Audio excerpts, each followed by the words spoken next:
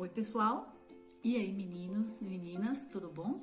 Hoje nós estamos aqui para a gente falar um pouquinho sobre escrita de si e escrita de outros. Vocês já ouviram falar sobre escrita de si e escrita de outros? Não? Eu tenho certeza que sim. Vamos lá conhecer um pouquinho mais?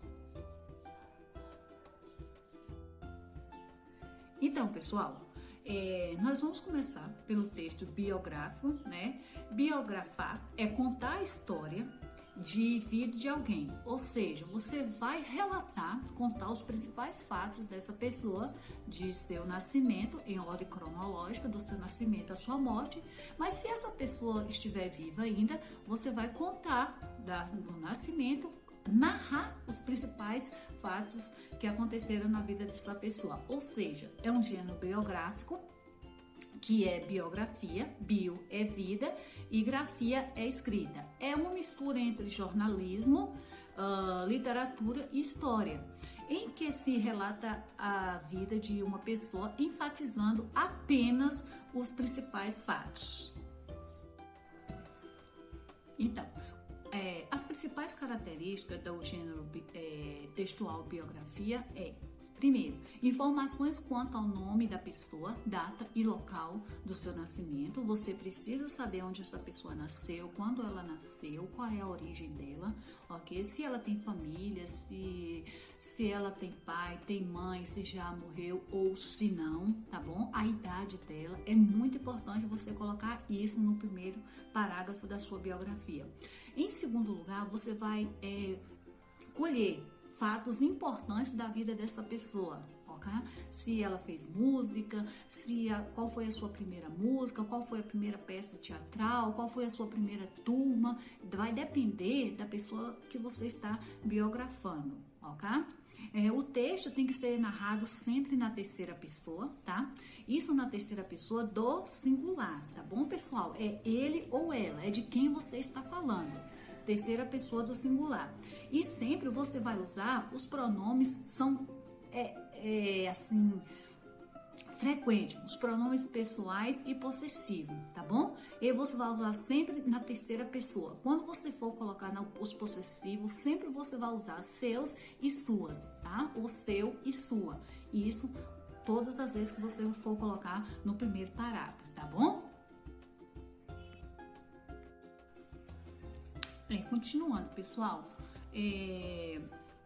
o predomínio do verbo no pretérito perfeito e imperfeito sempre vai acontecer quando você estiver biografando. Ou seja, o que é o pretérito imperfeito?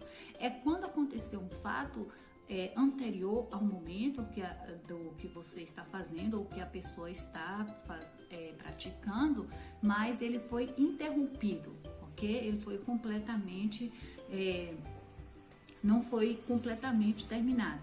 E o pretérito perfeito é o oposto disso. É algo, um fato que aconteceu anteriormente e que foi totalmente terminado. Então, sempre você vai usar os verbos que você for escrever, o seu texto vai estar sempre ou no pretérito imperfeito ou no pretérito perfeito.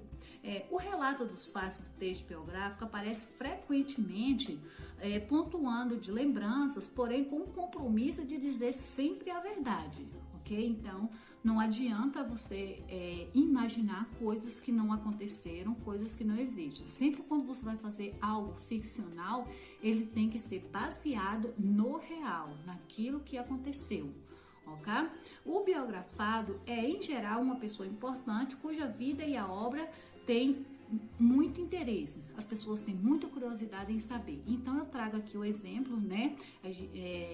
No primeiro exemplo eu trouxe Xuxa Meneghel, né? É uma personalidade, um ícone, né? Da história do Brasil, tanto no mundo infantil, né? Como agora para os adultos, né? Mas antes era muito importante para o mundo dos baixinhos. E eu trouxe a princesa Diana porque, em geral, as pessoas têm muita curiosidade em saber como seria a vida de uma princesa, como é uma vida de uma princesa, ou como foi a vida da princesa Diana, né?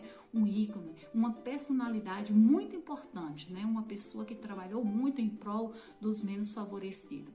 Então, é um grande exemplo de uma biografia para que a gente possa ler.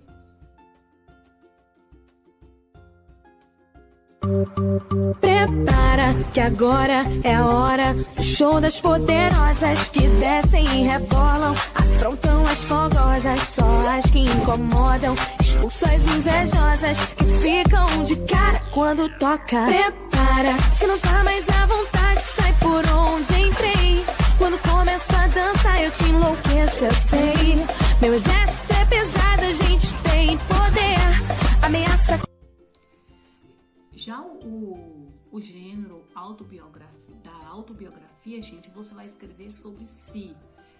A biografia você vai escrever sobre os outros e a biografia sobre si. Tá vendo como eu sabia que vocês sabem? É legal, é muito legal. A biografia também, gente, é uma narrativa de caráter pessoal e seu traço mais significativo é a participação do autor como personagem principal da história contada. Ou seja, você vai falar sobre você mesmo, tá bom? É algo bem interessante e eu acho que vocês agora tiveram uma experiência bem legal quando vocês escreveram um livro de vocês para a Estante Mágica, tá bom? Isso sim é um texto autobiografado. Vocês escreveram sobre você. No final do livro perguntou, coloque sua autobiografia. Você colocou lá, nasci tal, sou filho de fulano de tal, estudo na escola Raios de Sol.